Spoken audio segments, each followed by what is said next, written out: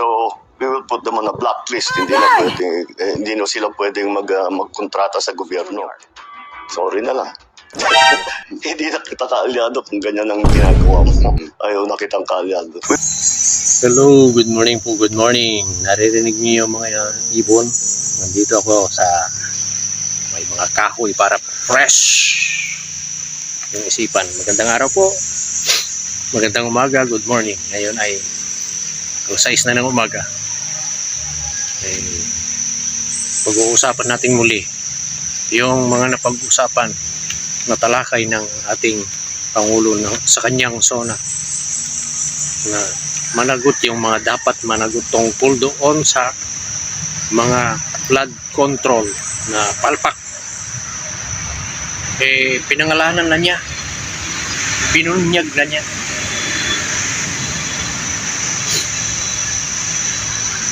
Sinabi na niya yung mga kung sino-sino. Bagamat hindi niya sinabi mismo yung pangalan, pero nasa kanya na, nasa presidente na yung pangalan ng mga kinauukulan doon sa mga palpak na trabaho. Kahit pa kaalyado ko anya kayo, kung ganyan ang inyong trabaho ay hindi na kita magiging kaalyado. Nako, talagang para sa akin napakabisa yung panalangin, yung para sa akin napakabisa yung panalangin na panghuli noong zona ng presidente bago magsimula ang kanyang talumpati. Sino ang nanalangin noon? Ministro ng Iglesia ni Cristo, yung panghuli, kapatid na Edwil Sabala. Kasi hanggang ngayon talagang tinututukan ng ating Pangulo yung kanyang mga sinabi, yung kanyang mga sinalita noon na mahiya naman kayo. Dapat nga, sabi nga ni Senador Marcoleta, kung hindi lang presidente yan,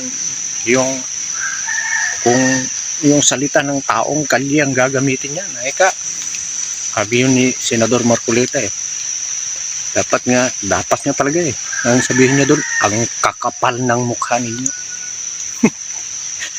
Mahiya naman kayo. Kasi nga presidente siya. Siyempre nag-iingat din siya, pero bagamat ganun, may karapatan siyang magsalita na gano'n kasi presidente siya. Ito po, sabay-sabay nating panoorin yung pag-uulat ng Net25, mapagkakatiwalaan na source. Walang ibang mapagkakatiwalaan kasi yung ibang mainstream media wala nang kredibilidad para sa akin. Yung ibang mainstream media, Net25 lamang. Panoorin po natin sabay-sabay. Binunyag naman po ng ating Pangulo ni PBBM na hawak na niya ang mga pangalan ng mga sangkot sa katiwalian sa mga flood control projects. Sa podcast interview na inilabas kahapon po sa kanyang vlog, sinabi po ng ating Pangulo na hindi palalampasin ng administrasyon kahit pa mga kalyado ang sangkot sa mga anomalya na nagdulot po ng mababang kalidad ng mga proyekto ng gobyerno. Handa rin naman ilagay sa blacklist ng gobyerno ang mga kontraktor na makikitang hindi naging maganda ang trabaho. Narito po ang bahagi ng pahayag ni Pangulong Ferdinand Marcos Jr. Sorry na lang. Hindi na kita kaalyado kung ganyan ang ginagawa mo. Ayaw na kitang kaalyado. We already have some names that are coming up that will be, first of all, corporations that mga contractor na talagang kitang-kita na hindi magandang trabaho nila. So, we will put them on a blacklist. Hindi na sila pwedeng magkontrata sa gobyerno. Si PBBM po yan. Ipinangako po ng Pangulo na maglulunsad ng investigasyon ang gobyerno sa mga irregularidad sa mga proyekto ng flood control. Dapat din umanong malaman ng publiko ang mga taong responsable sa kanilang naranasang paghihirap dahil sa pagbaha. Pakinggan natin muli ang bahagi ng pahayag ni Pangulong Ferdinand Marcos Jr. So for us to fix the problem, we have to know what happened and where did it go wrong at sinong dapat managot. Meron dapat naman managot dahil sa dinadaanan na hirap na dinadanas ng ating mga kababayan. They have to be told who is responsible and somebody has to answer for their suffering. Nilinaw naman po ng Pangulo na hindi ang Department of Public Works and Highways o ang DPWH ang magsasagawa ng investigasyon. Pero hindi pinangalanan ng Pangulo kung anong ahensya ang magsasagawa ng investigasyon na magsisilbing daan para magsampa ng kaso laban sa mga opisyal ng gobyerno.